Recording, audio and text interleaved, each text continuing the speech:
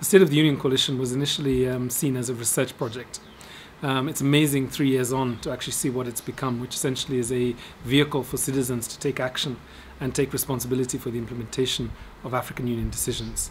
Looking back, we never could have imagined that it would have taken this form. I'm particularly excited by the involvement of the young ambassadors, the State of the Union, Play for the Union ambassadors, who, in their different ways and in different countries, are actually taking action right now in different countries to make sure that their leaders remember these decisions and actually take action to implement them. Unite, Africa, unite, Africa, unite.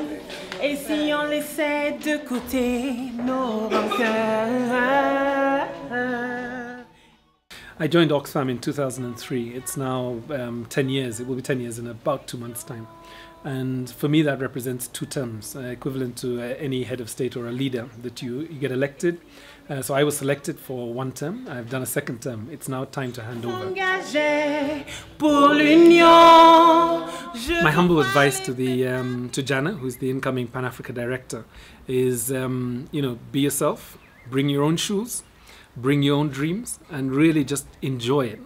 Now, I would like to award this to Janah in the spirit of football, which is that with football you always have substitutes and you have people who have to come off the pitch. Either they're exhausted or they're hurt. But sometimes there's also a change of tactic and strategy. So I am now coming off the pitch, not to leave the game, to go onto the substitute bench, to watch and cheer. So I'm going to hand over to my player. Now watch very carefully. The things that are most ordinary are the things, keep going, right to the top, become the most extraordinary. Wow. Irungu and I have been talking about his experiences in this particular position. But one of the very funny things that he said to me when I was advised that I'd got the job after the euphoria of being excited about it, he's done an incredibly lot.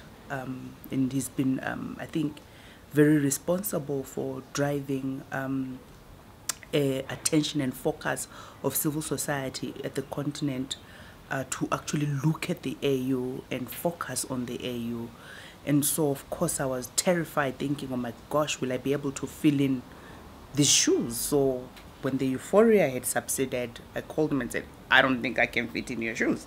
And he said to me, oh, Janah, I'm taking my shoes with me, so don't worry about that.